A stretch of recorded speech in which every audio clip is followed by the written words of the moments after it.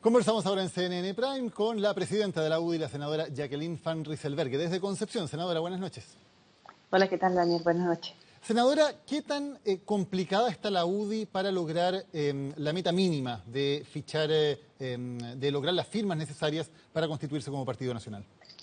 Nosotros hace 2 semanas atrás estábamos extremadamente preocupados, pero la verdad es que hemos tomado una serie de acciones y la velocidad de refichaje ha aumentado considerablemente las últimas semanas y por lo tanto estamos bastante confiados en que no solo vamos a poder cumplir la meta, sino que la vamos a superar.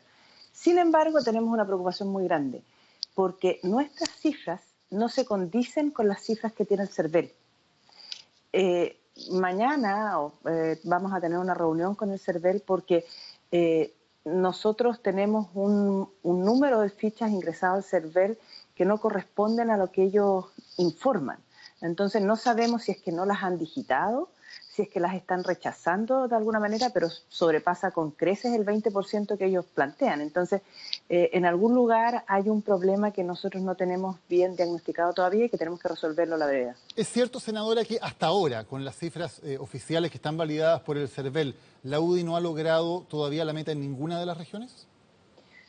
Eso no es, con las cifras validadas no, pero nosotros tengo las fichas. Tenemos, por ejemplo, en Aysén necesitábamos 500 fichas y tenemos 600. Lo mismo en Magallanes, lo mismo en la región del Biobío, que tenemos también la meta, no absolutamente completa, nos faltan 100 fichas, pero tenemos muy cercano a la meta.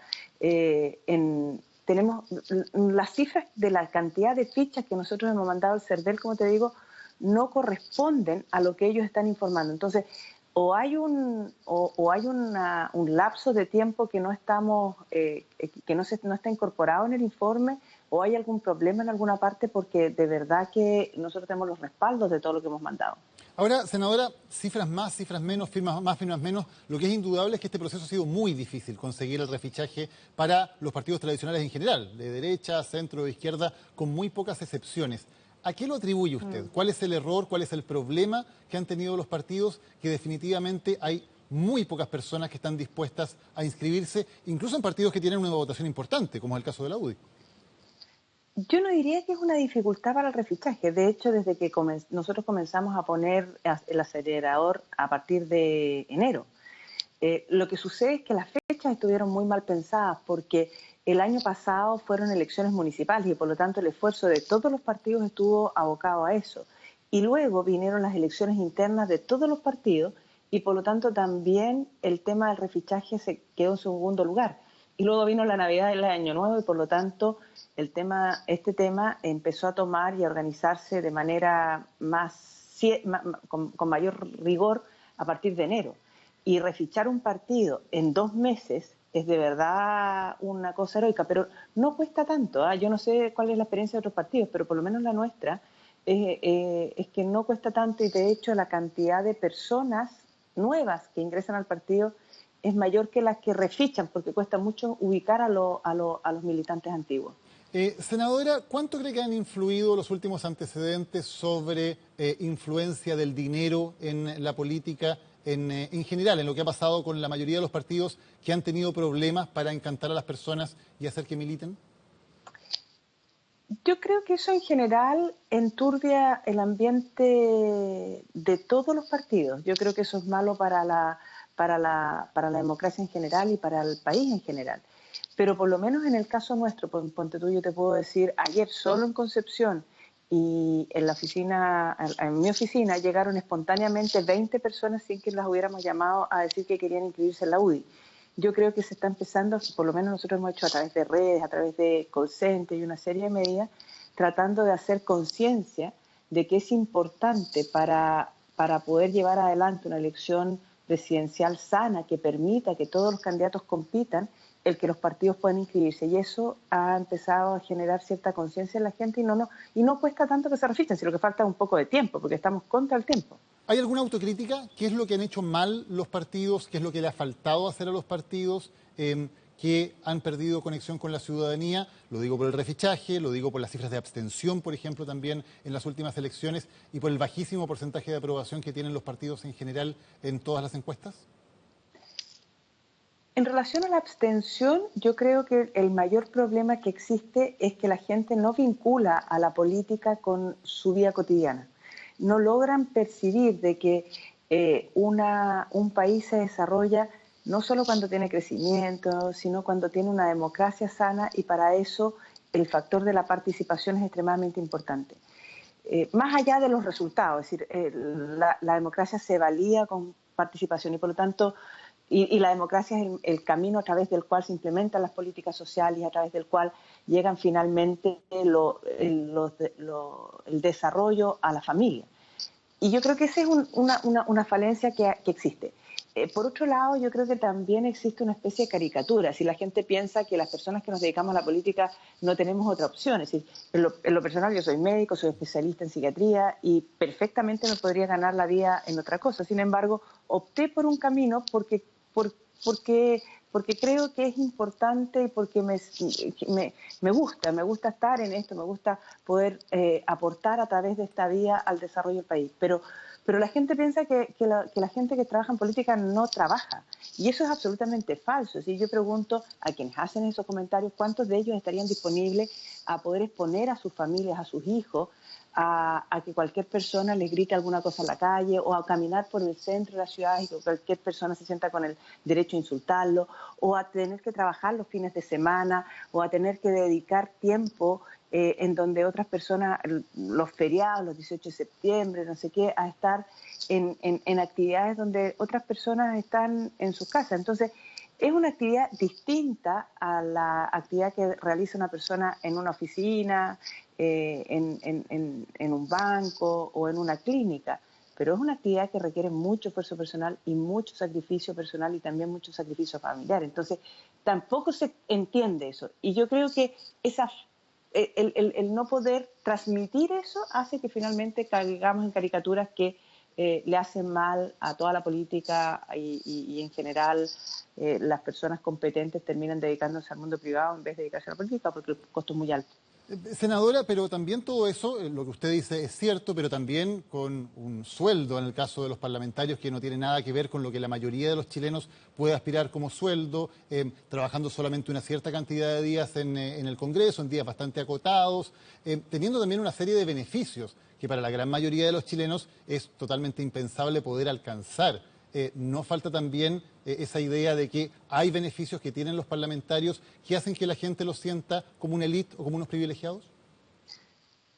Bueno, eso es justamente lo que yo creo que está un poco caricaturizado, porque el hecho que uno, es decir, yo en lo personal vivo en Concepción y tengo que viajar por trabajo, por ser parlamentaria, 3 días de la semana a Valparaíso y el resto de la semana no es que me quede en mi casa, trabajo en mi región. Acá la demanda que existe en las regiones para los parlamentarios para poder atender audiencias, ir a estar en las distintas comunas es grande y uno llega muy tarde a la casa. Es decir, el hecho de que no se sesione en el Congreso no significa que uno no haga nada. Y en segundo lugar, el sueldo de los parlamentarios es un mito urbano, porque yo de verdad, como médico, puedo perfectamente ganar más de lo que gano como parlamentaria. Entonces tampoco es una cosa tan, es decir, es un sueldo de un profesional de buen nivel. Y yo estimo, es el mismo sueldo que ganan los ministros por lo demás. Y yo estimo que los parlamentarios tienen que tener un sueldo de esa naturaleza, porque si no la verdad es que los profesionales de buen nivel se van a quedar en el mundo privado y eso es malo para la democracia. Senadora, ¿y Uh-huh. cómo cree que recibe, por ejemplo, una persona que se levanta también antes del alba, que tiene que pasar 1 o 2 horas en el transporte público para trabajar todo el día, llegar ya de noche a su casa sin tener vida familiar y todo ese tremendo esfuerzo y tremendo trabajo que hacen la mayoría de los chilenos por el sueldo mínimo? ¿No cree que falta un poco de empatía también con gente que también, como la inmensa mayoría de los chilenos, trabaja muchísimo, pasa muchas privaciones y no tiene la posibilidad de acceder a ese nivel de vida? No, pero sí, de todas maneras, si yo no estoy justificando que el sueldo, es decir, yo no estoy diciendo que el sueldo mínimo sea el ideal de una familia. Lo que estoy diciendo de que el sueldo de los parlamentarios es el sueldo de un profesional de buen nivel, no es más que eso. Ahora, evidentemente que uno tiene que tratar de generar un desarrollo en donde haya la gente que reciba el sueldo mínimo sea la menos posible y que haya un nivel de empleo y crecimiento que permita a la mayor cantidad de gente tener el mejor sueldo posible. Eso, evidentemente que eso es así, pero eso sucede en todos los países, lo que no significa que uno tenga, por esa razón, tener que, digamos, menoscabar la labor política, porque finalmente con malos niveles de políticos se termina deteriorando la democracia y eso termina afectando el desarrollo económico del país. Senadora, le quiero preguntar por un tema particular. Se conoció hace algunos días el listado de aportes reservados de las empresas pesqueras a parlamentarios y candidatos presidenciales. Usted aparece con uno de los mayores montos, 17 millones de pesos en total. Dos de las empresas que le entregan donaciones, Camanchaca y Landes, son miembros de ACIPES, la asociación de la cual presidía Luis Felipe Moncada, de quien se ha revelado que tenía una relación estrecha con usted y hay un intercambio de mails acerca de la tramitación de una ley del Jurel con el presidente de ACIPES. ¿Usted habló con Moncada sobre financiamiento, sobre plata de campañas y sobre la entrega de estos aportes que le entregan precisamente empresas que son miembros de la asociación de la cual Moncada era presidente? No, la verdad es que no. El tema de los aportes reservados son aportes reservados y yo recibí de otros, porque fueron más de 17 millones los aportes legales que recibí para la campaña senatorial. Mi relación con Luis Felipe Moncada efectivamente es una relación que yo llevo con él desde ese año, desde que yo estaba en la universidad. Lo conozco desde hace muchos años. Y el proyecto y el intercambio de mail, siempre he intercambiado mail con él, y en este caso particular se refería a un proyecto de ley de la pesca de línea de mano, es decir, de la pesca que se hace con anzuelo, pesca que es de embarcaciones menores, que no tienen nada que ver con la pesca industrial, pero que sí tenía un problema, que era que a través de uno de sus artículos podía permitir que se generara pesca ilegal, y eso es muy malo para el mundo pesquero en general, y eso le consulté a Luis Felipe porque él entiende de eso, y por lo tanto, y no vi nada de malo, porque no era un proyecto de ley que lo afectara ni directa ni indirectamente, pero que sí podía generar un daño al mundo pesquero en general, y de hecho los pescadores artesanales también estaban preocupados por eso. Pero senadora, cuando usted le pregunta concretamente, le dice, ¿crees necesario, por ejemplo, presentar además la indicación que me mandaste? O sea, Moncada le manda una indicación y usted le pregunta a él si presenta o no esa indicación. ¿No cree que hay una relación que es absolutamente impropia entre una senadora y alguien que evidentemente es representante legítimamente de un interés particular, pero que es el interés de las pesqueras, y usted que es representante del interés general? Sí, lo que sucede es que en esta ley el interés general es el interés de la pesca menor, que no tenía que ver con ellos. Y cuando le pregunté eso, le pregunté porque la senadora Adriana Muñoz había presentado una indicación que resolvía el tema de una manera distinta y a mí me parecía que lo hacía de buena manera. Entonces, me parecía que, y finalmente fue esa la indicación que se aprobó con mi voto. Entonces, era para poder limitar los beneficios justamente a la pesca de línea de mano. Y fue esa la indicación que se aprobó, la indicación de la senadora Muñoz con mi voto.